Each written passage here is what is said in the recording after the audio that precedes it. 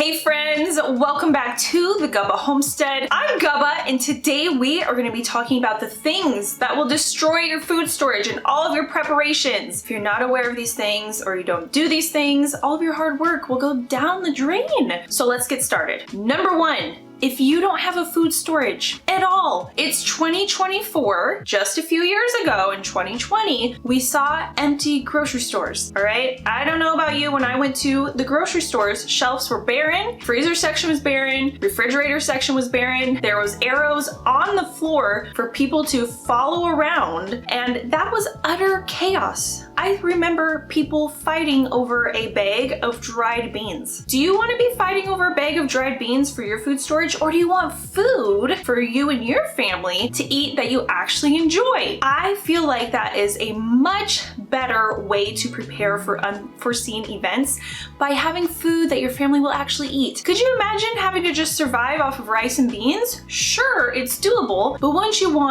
some recipes that you can go through, rotate through, that especially if you have kids that they are going to eat. So it was only 4 years ago that chaos happened. You can go look at videos. Long lines, huge lines, everybody's carts are full. The toilet paper was off the shelves. So that is about your preparation, being well-rounded, and every time there's a hurricane or a natural disaster, what happens at the grocery stores? The shelves are wiped clean. So why do you want to depend on the grocery store, live your life meal to meal, and go to the grocery store every day when you know that like that, they could be empty. So not having a food storage at all is a huge failure. Everybody needs to have a food storage. Start with having a minimum of 2 weeks, being able to feed yourself and your family for 2 weeks, and go from there. Number two, buying everything at once. Don't do that. You are gonna find yourself buying stuff that your family may not like. You don't have a well thought out plan when you are going into buying. A food storage doesn't have to be stressful where you go to the store and you panic buy everything. You need to be well thought out. So when you are starting to build your food storage, think of what foods you like, because why would you want to build a food storage with stuff you don't like? What does your family like? What are your special needs? Does anybody have a special diet? And start building up over time. When you go to the store and you're getting pasta, canned beans, whatever, buy an extra 1 or 2. Don't buy it all at once, all right? People do that, they go overboard, and then they are bombarded with a ton of food that they have no plan for. And that is wasteful. And speaking of waste, heading into our next one is not having a plan of how to use your food storage. So you start building food storage, you have all this food, but now you don't know what to do with it, and then it expires and it goes sour, it goes rancid, it goes bad. Even though canned goods can be good for 5 to 7 years past their expiration date, it is wasteful to have a food storage that you have no plan for. Whenever I share food storage tips, people are like, wow, do you really think the end of the world is coming? What do you need all that for? Sure, the end of the world probably gonna come in the next few years, who knows?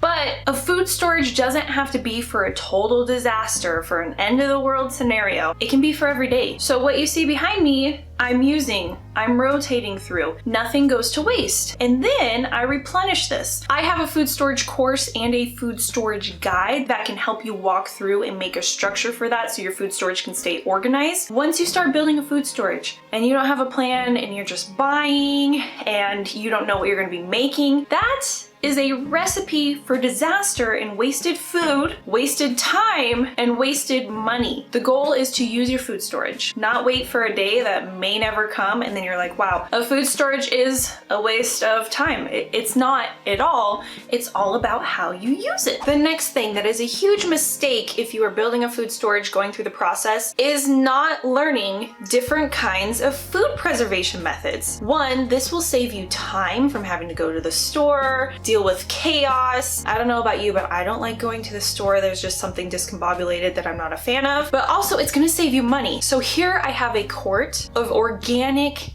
beans. So this is a quart. Right here, I have a pint of organic beans that cost about $1.50. This cost me under $1, so double the size, less cost, because I was canning my own, sourcing my own beans, and canning them myself. The food behind me is when I was really getting into food storage and I was buying the canned items at the store before I really got into food preservation myself. So I would suggest starting with whatever works for you, whether that's bulking up on canned items from the store or hitting it right off the bat with preserving your own items. Right now, I am focusing on not buying any canned items from the store and slowly replacing with my own canned items. A majority of my canned items are down in my root cellar, which is where we are about to go. But as you can kind of see with what I just explained, I am rotating through my food storage. The oldest is going to be the first out. So first in, first out. So this is old stuff.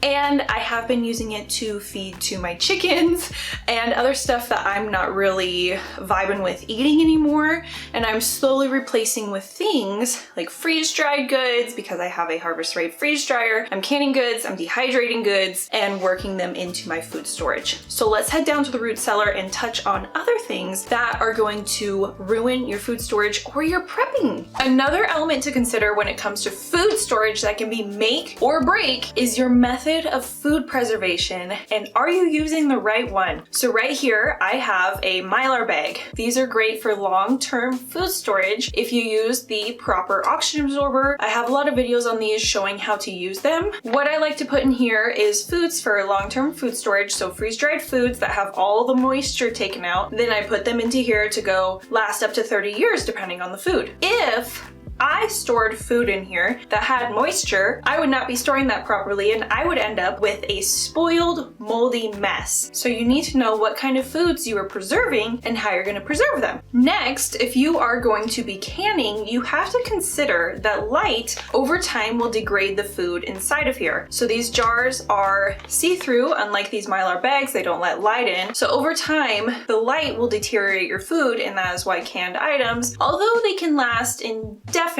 they will degrade over time with light getting into them. So that is why it's always suggested to store your food storage in a place away from light, a place that isn't damp, because moisture will ruin your food storage. If you have moisture get in, you're gonna end up with mold. And it is important to know that cement floors, I am standing on a cement floor right now, I would never store like a 5-gallon bucket directly on the cement floor because the cement whisks moisture in through that 5-gallon bucket. So you always need a barrier. Another thing to consider with how you're going to store your food is the pests that you have in your area. Mice, rats, bugs. Oxygen absorbers will help get rid of bugs that are in your food. So things that are in wheat berries, the oxygen absorber takes all the oxygen out and life can't survive without oxygen. But say you have mice, like I do sometimes, they will chew right through these Mylar bags. So you need to add on an extra layer of protection like 5-gallon buckets. I learned that the hard way. I thought I had everything mouse-proofed in my house. Well, learned my lesson when I had a few chew holes in some of my Mylar bags. That was a huge mistake because I always took the extra step to store in 5-gallon buckets with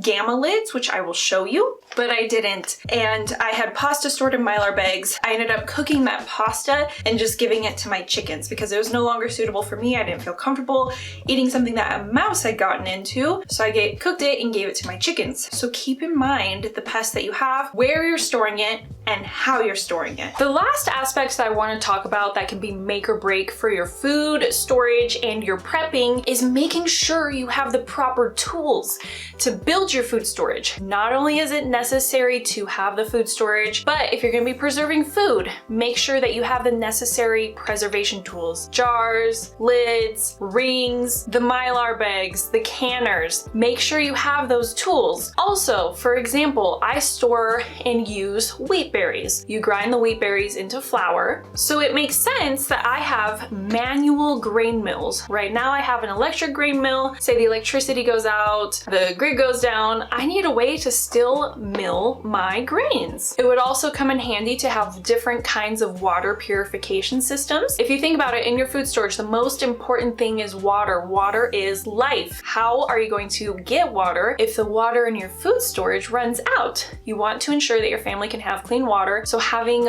different kinds of water filters. There's the Life straws, there's other portable filters. I have a Berkey, which is a gravity flow system. Keep that in mind because tools are going to help you incorporate the food storage into your life. Another thing with prepping that I think is so cool and is down here in my food storage because it all ties together is this contingency medical kit that has all these different kinds of medications. I went over it in a different video. I'm not a huge fan of Western medicine, but in an emergency situation, maybe these will have a place for you, especially if you don't know how to utilize herbs or other methods that work for your family. This can definitely come in handy. I think this is pretty neat to have on hand. So as you can see, there are all these different kinds of tools that can come together to help you be prepared and build into your food storage, because it isn't just your food storage that is going to help you be prepared in an emergency situation. And I cannot say enough or stress enough, we just saw chaos just a few years ago. So if you don't have a food storage, if you're not prepping, if you're not at a bare minimum thinking about how you and your family can operate without electricity, what are you doing? You need to be building a food storage. I appreciate you tuning in today. I hope that this was helpful. I am passionate about food storage. I think everybody should have one. We should lessen our dependence on the system, on the grocery store, learn these skills that our grandparents had, our great-grandparents had, that have been lost over the last century because we have traded our health for convenience. Let's return to our roots. So don't do anything a Gubba wouldn't do, and I will see you guys next time.